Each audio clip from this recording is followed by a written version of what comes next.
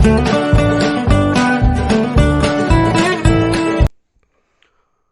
Evening friends.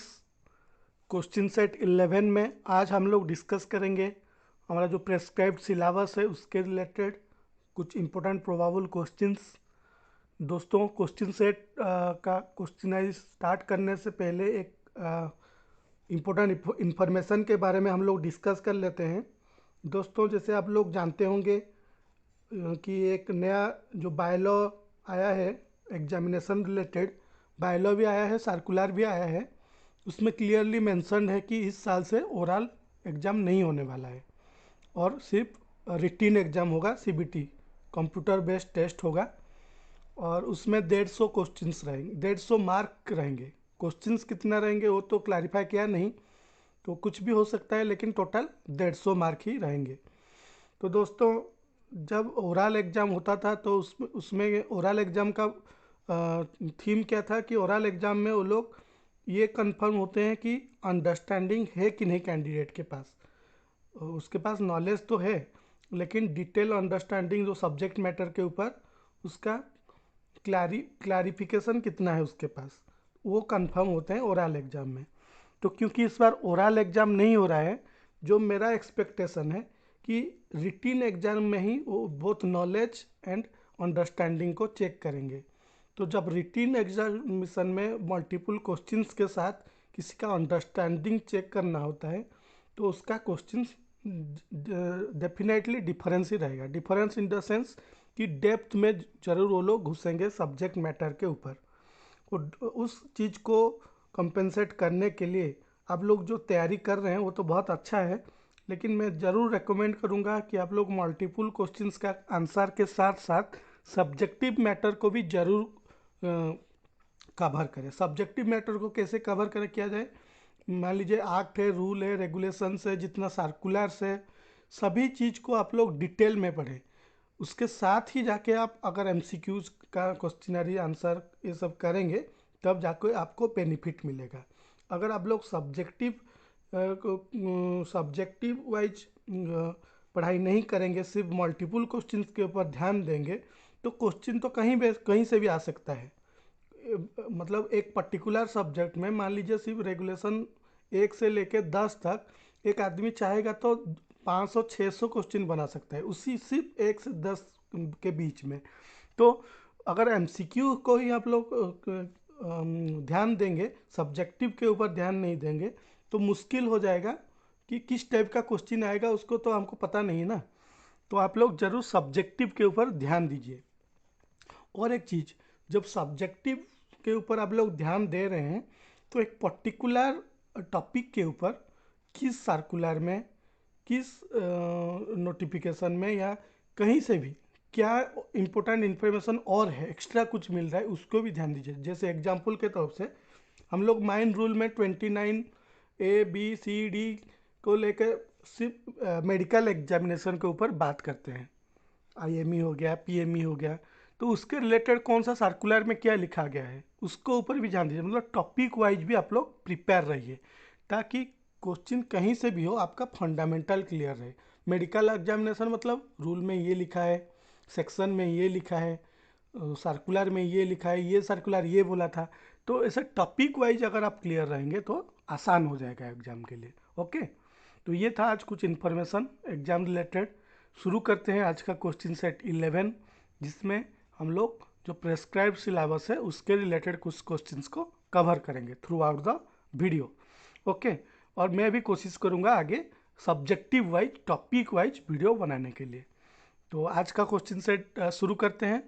Question set 11, question set 11 में जो जितना भी क्वेश्चंस हैं ये कुछ कलेक्टेड क्वेश्चंस हैं। कलेक्टेड इन द सेंस कि डिफरेंट वेराइटी क्वेश्चन मिलेगा आपको, अलग अलग सिलेबस का अलग अलग टॉपिक से लेके।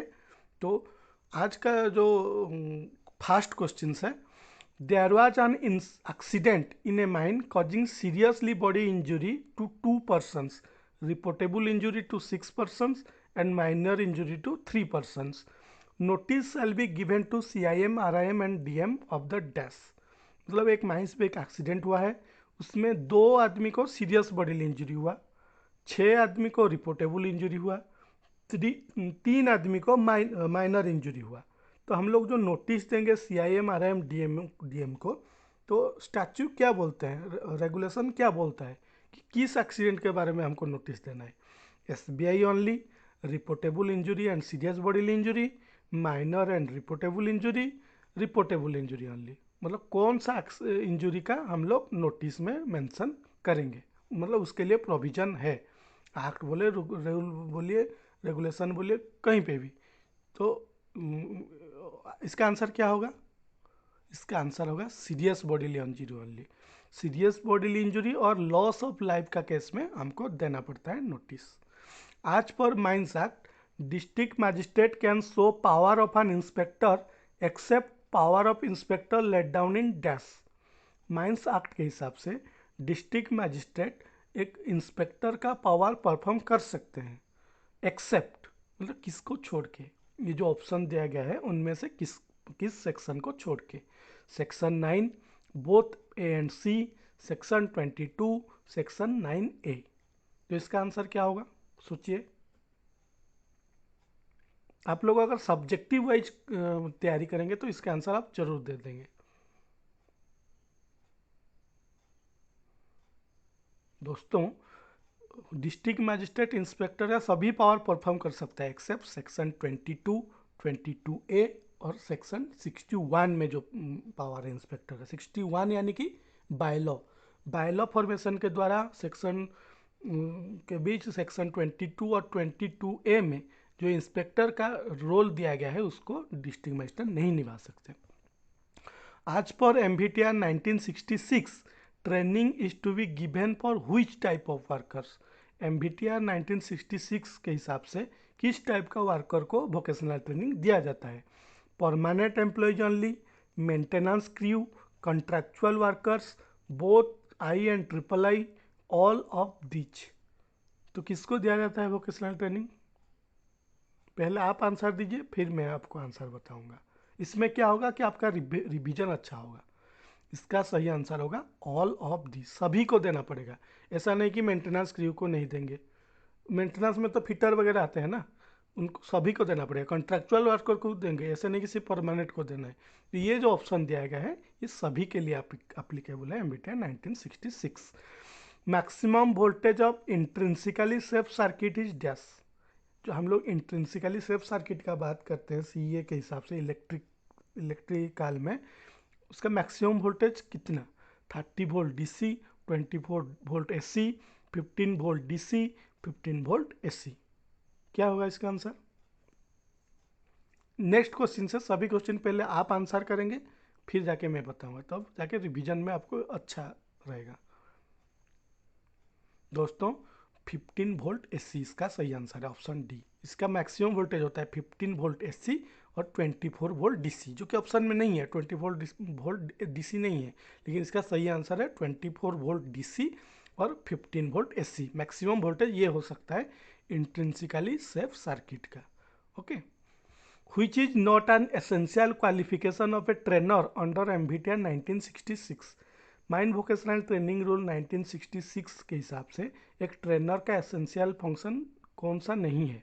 Attended 6 lectures on safety in mines, must be A degree holder, skilled and experienced, non of these, person having aptitude for giving guidance. मतलब सेफ्टी के ऊपर 6 लेक्चर वो अटेंड किया होना चाहिए, डिग्री होल्डर होना चाहिए, स्किल्ड एंड एक्सपीरियंस्ड होना चाहिए, या इनमें से कोई भी नहीं, पर्सन जिसके ऊपर किसी गाइडेंस देने का एप्टीट्यूड जिसके पास है।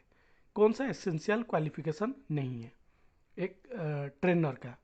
वो भी सिर्फ MVTR 1966 के हिसाब से हम जो ट्रेनर का बात करें उसी के ऊपर ये बोल रहे हैं, क्योंकि ट्रेनर तो डिफरेंट में हो सकता है MVTR के हिसाब से। इसका सही आंसर होगा must be A degree holder, ये उसका एसेंशियल क्वालिफिकेशन नहीं है। तो एसेंशियल क्वालिफिकेशन क्या क्या है, जितना दिया गया है ये सब एसेंशियल क्वालिफिकेशन है। इसके अलावा मिनिमम मैट्रिकुलेट होना चाहिए, मतलब 10th पास करना चाहिए।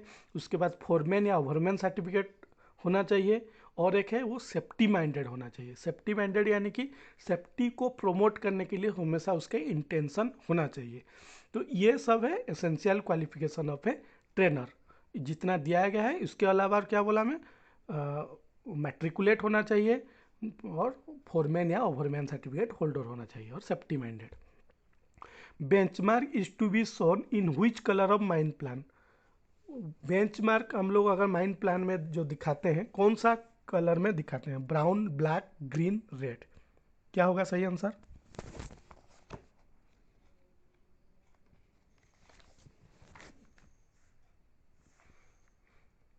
दोस्तों जो कौन सा कलर में किस चीज़ को दिखाया जाएगा, ये एमएमआर का सेकेंड शेड्यूल में आपको मिल जाएगा।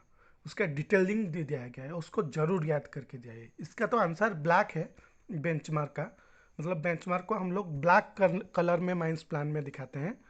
बाकी जो और चीज़ है उस सेकेंड शेड्यूल में, उसको ज़रूर याद कीजिए।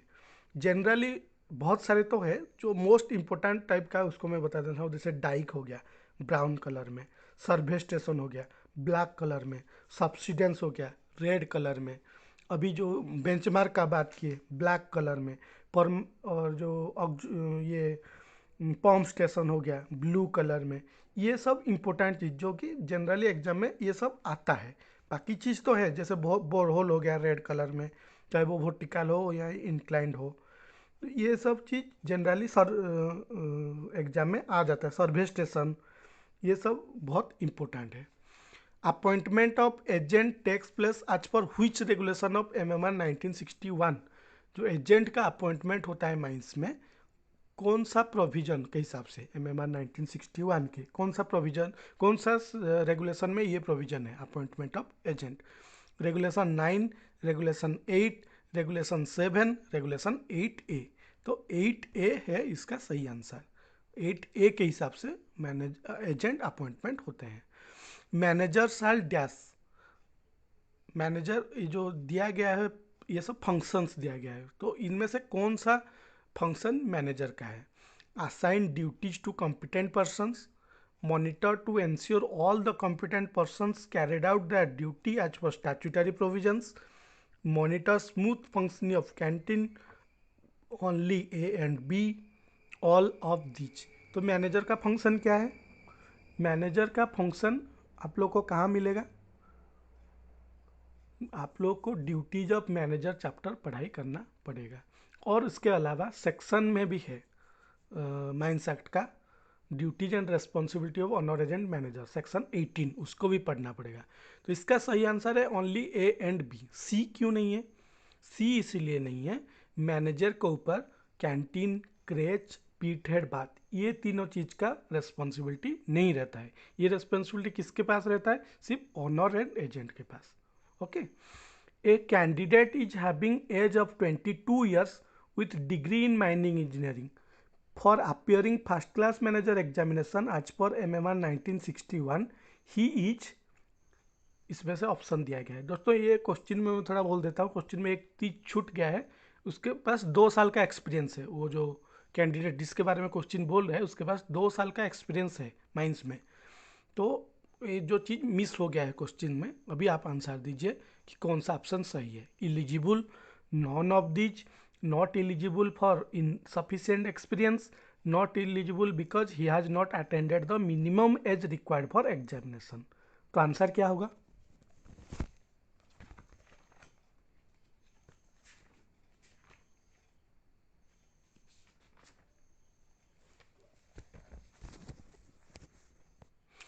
दोस्तों जो हम रेगुलेशन में पढ़े हैं, कौन सा रेगुलेशन में? रेगुलेशन 15 में।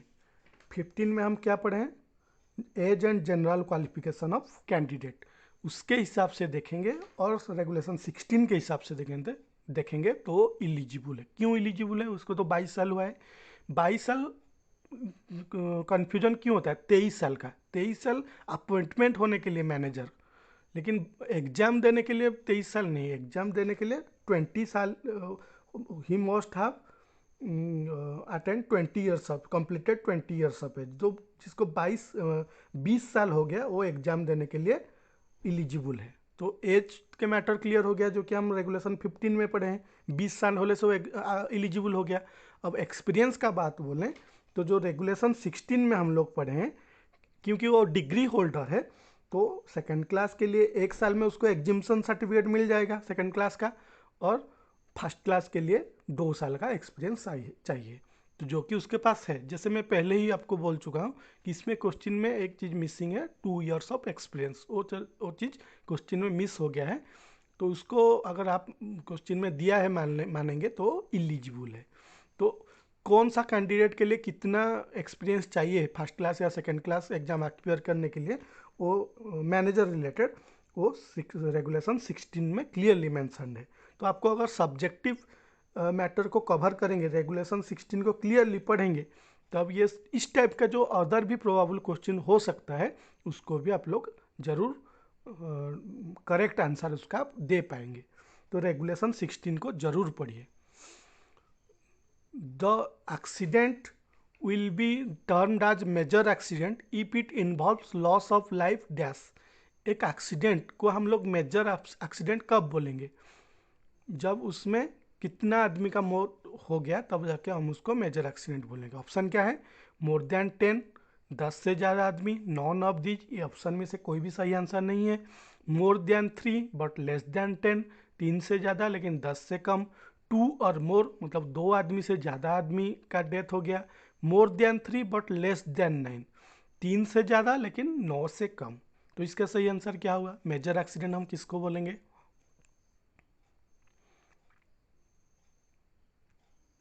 इसका सही आंसर ये होगा कि ऑप्शन सी, 3 से ज़्यादा 10 से कम। यानी कि अगर जो डेथ केस रहता है एक्सीडेंट में, अगर 4 से 9 के बीच में है तो हम इसको मेजर एक्सीडेंट बोलेंगे।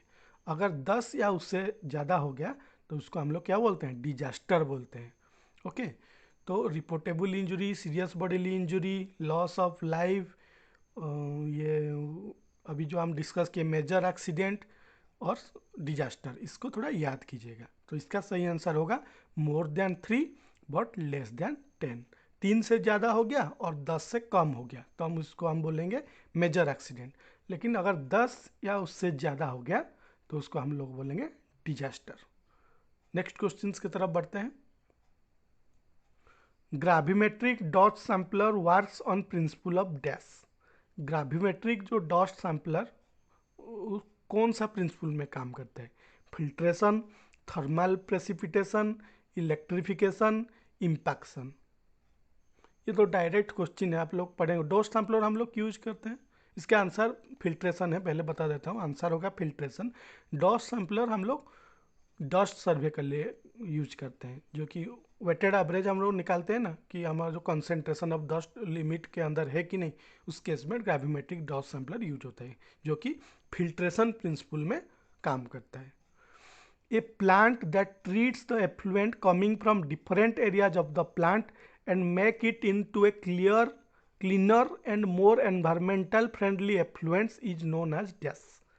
एक प्लांट जो कि प्लांट का डिफरेंट एरिया से जो एफ्लुएंट्स आता है उसको प्रोसेस करके एक cleaner and more environment friendly effluent में कन्वर्ट कर देता है, उस प्लांट को हम लोग क्या बोलेंगे, STP, ETP, both A and B, none of these. इसका सही आंसर क्या होगा, ये तो एनवायरनमेंट रिलेटेड क्वेश्चन है। इसका सही आंसर होगा एफ्लुएंट ट्रीटमेंट प्लांट, जो कि ऑप्शन बी में है, ईटीपी। ईटीपी मतलब एफ्लुएंट ट्रीटमेंट प्लांट, और एसटीपी क्या है, Suraj treatment plant. Suraj treatment plant जो एसटीपी क्या करता है, जितना भी वेस्ट वाटर है, वेस्ट वाटर को प्रोसेस करके cleaner and more environmental friendly, जो कि इकोलॉजिकल हो सकता है, उस वाटर में कन्वर्ट करता है, STP, sewerage treatment plant. Who shall have to provide safety and proper discipline of persons employed in the mines, owner, agent and manager, safety officer, workman's inspector, only A and B, all of these. इनमें से किसका responsibility है safety and proper discipline of persons related, मतलब कौन इसके लिए जिम्मेदार है, safety and discipline of persons के लिए। इसका आंसर क्या होगा पहले आप बताइए, फिर मैं आपको इसका क्लैरिफिकेशन दूंगा।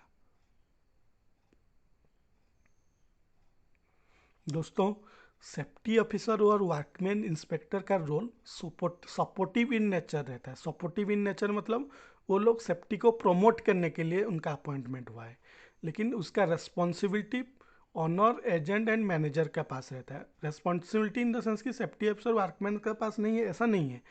ऑनर एजेंट एंड मैनेजर उसके लिए आंसरेबल है, अकाउंटेबिलिटी उनके पास है। क्योंकि मान लीजिए सेफ्टी स्टैंडर्ड में गड़बड़ी हुई तो क्या होगा, एक्सीडेंट होगा। अगर एक्सीडेंट हो गया तो कौन आंसरेबल होगा उसके लिए, owner agent and manager. Safety officer उसके लिए जिम्मेदार नहीं है, वर्कमैन इंस्पेक्टर उसके लिए जिम्मेदार नहीं है। वो लोग सिर्फ सेफ्टी को प्रमोशन करने के लिए, सेफ्टी को प्रमोशन इन द सेंस कि उनका नॉलेज में कुछ अनसेफ एक्ट आया, कुछ अनसेफ कंडीशन आया, कुछ हाजार्ड उनका नॉलेज में आया, तो उनको रेक्टिफाई करने के लिए वो लोग स्टेप लेंगे, ऑनर एजेंट मैनेजर को इन्फॉर्म करेंगे, रिमेडियल मेजर सजेस्ट करेंगे। तो उनका जो रोल है वो सिर्फ supportive in nature, owner agent and manager को सपोर्ट करने के लिए उनका अपॉइंटमेंट है या नॉमिनेशन है। तो उन लोगों का पास आंसरेबिलिटी नहीं है। कुछ होता है तो आंसरेबल कौन है, ओनर एजेंट एंड मैनेजर, जो कि क्वेश्चन पूछ रहा है कि safety and proper discipline of persons to our safety के लिए कौन जिम्मेदार है। तो इसका सही answer owner and agent and manager, all of the नहीं होगा, क्योंकि safety officer and workman inspector उसके लिए आंसरेबल नहीं है। सेफ्टी के लिए वो लोग सिर्फ हेल्प करने के लिए, जो कि सपोर्टिंग इन नेचर में है। In fixed plants with voltage type plug is used for connection. The maximum permitted voltage for remote control circuit is up to dash. Fixed plant में अगर वोल्टेज टाइप प्लग यूज होता है connection के लिए, इसका मतलब क्या हुआ कि जो कनेक्शन होता है दो टाइप का होता है। एक फिक्स्ड इन जो वोल्टेज टाइप होता है और एक होता है रिमूवेबल, मतलब ज़रूरत पड़ा तो आप उसको एंगेज कर दिए, ज़रूरत नहीं पड़ा तो उसको रिमूव कर दिए। अगर वोल्टेज टाइप प्लग यूज हो रहा है किसी फिक्स प्लांट में, तो maximum permissible voltage for remote control circuit कितना हो सकता है उस केस में, उस फिक्स प्लांट के लिए 1 kV, 1.2 kV, 650 वोल्ट, 220 वोल्ट। तो इसका सही आंसर है 650 वोल्ट, ये कि CEMM मेंशन किया गया है। सेंट्रल जो 2010 में आया था ना CA, उसी में लिखा हुआ है। Which of the following is not a function of committee constituted under section 12। जो सेक्शन 12 के हिसाब से हम लोग कमिटी का बात करते हैं, उसका फंक्शन कौन सा नहीं है इनमें से। Hear and decide such appeals against notice और order under act, considers the proposal for making rule and regulation, inquiry into accidents refer to it by the CIM, none of which. दोस्तों function of committee क्या है, function of committee है कि act के under में जो कुछ notice order issue हुआ होगा उसका अगेंस्ट में अगर कुछ अपील आता है तो उसको सुनेंगे भी, डिसाइड भी करेंगे, उसका समाधान करेंगे। और consider the proposal for making rule and regulation, rule and regulation बनाने के लिए जो प्रपोजल आता है उसको कंसिडर करेंगे, उसमें क्या एडवांटेज है, डिसएडवांटेज में कुछ सजेशन आता है तो उसको एक्सेप्ट करेंगे या नहीं, ये सब चीज़ कंसिडर करके वो अपना व्यू बताते हैं सेंट्रल गवर्नमेंट को। Inquiry into accident report to it by CIM, ये गलत है। क्यों गलत है, क्योंकि CIM के द्वारा रेफर नहीं होता कमेटी को, सेंट्रल गवर्नमेंट के द्वारा रेफर होता है कमेटी को। कुछ भी एक्सीडेंट अगर होता है उसको अगर इंक्वायरी चाहिए तो जो एक्सीडेंट सेंट्रल गवर्नमेंट के द्वारा रेफर हुआ है उसको वो इंक्वायरी करेंगे। रेस्पॉन्सिबिलिटी डैश, रेस्पॉन्सिबिलिटी रिलेटेड कौन सा ऑप्शन सही है। Can not be entirely delegated, the state or fact being accountable, means obligation to perform an assign task, flow upward from subordinates to superior, all of these. दोस्तों ये तो सीधा सीधा mind management का क्वेश्चन है, जिसको कि और एक वीडियो में मैं ऑलरेडी क्लैरिफाई कर चुका हूँ, जो कि मैनेजमेंट रिलेटेड एक सब्जेक्टिव वीडियो में अपलोड किया था, उसमें क्लैरिफाई कर चुका हूँ कि रेस्पॉन्सिबिलिटी क्या है, अकाउंटेबिलिटी क्या है, अथॉरिटी क्या है। तो रेस्पॉन्सिबिलिटी के अगर हम लोग बात करेंगे तो कौन सा स्टेटमेंट सही है दोस्तों, ये सभी ऑप्शन सही है। क्यों, रेस्पॉन्सिबिलिटी को कंप्लीटली डेलीगेट नहीं कर सकते हम।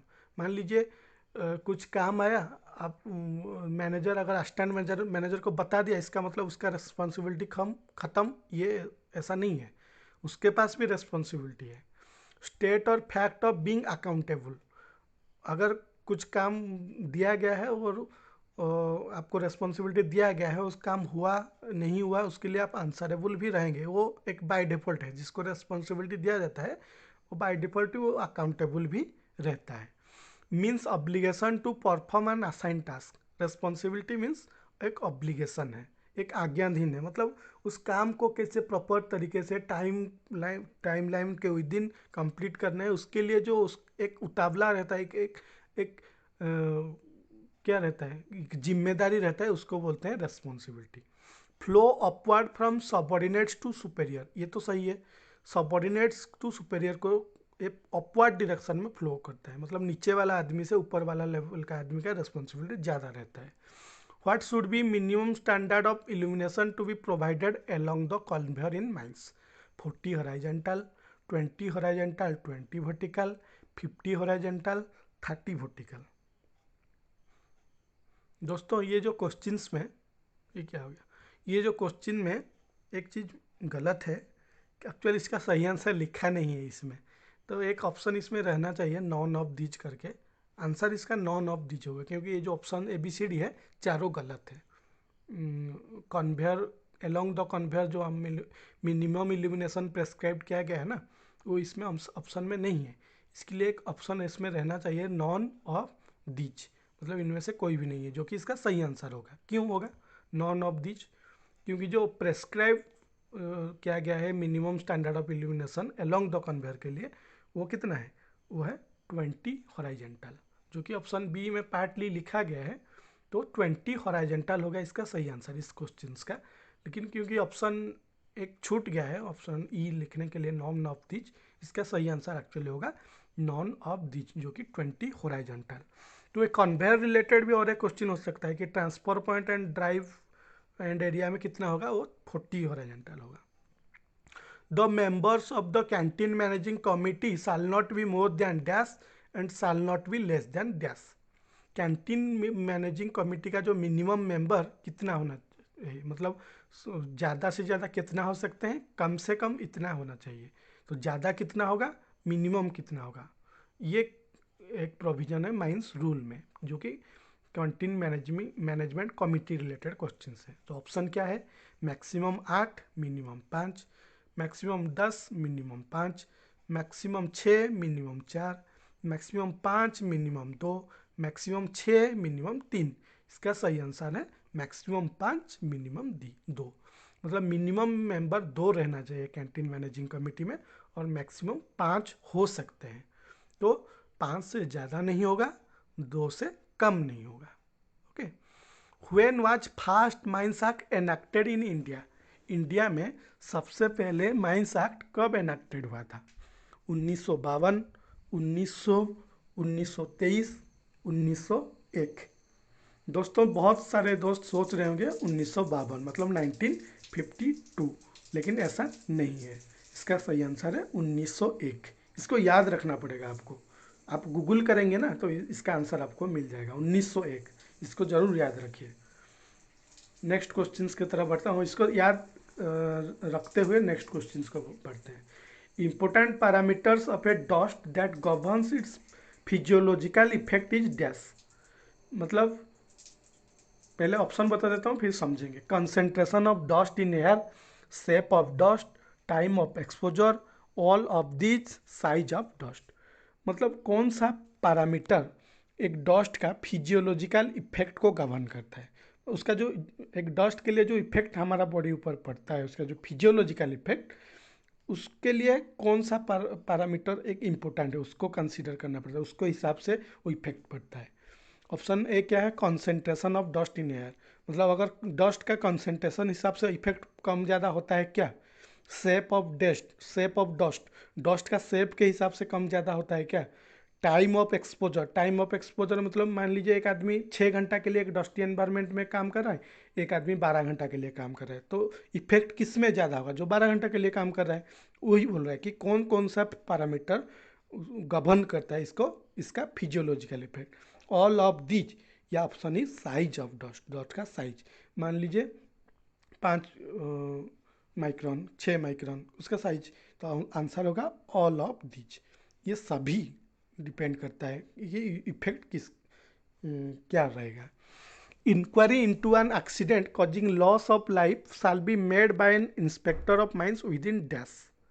एक माइंस में एक एक्सीडेंट हुआ है कॉजिंग लॉस ऑफ लाइफ, यानी कि उसमें डेथ केस हुआ है, कोई आदमी का जान गया है, तो उसका जो इंक्वायरी करना पड़ेगा इंस्पेक्टर ऑफ माइंस के द्वारा कितने महीने के अंदर, जिस दिन एक्सीडेंट हुआ उतना उससे कितना दिन के अंदर।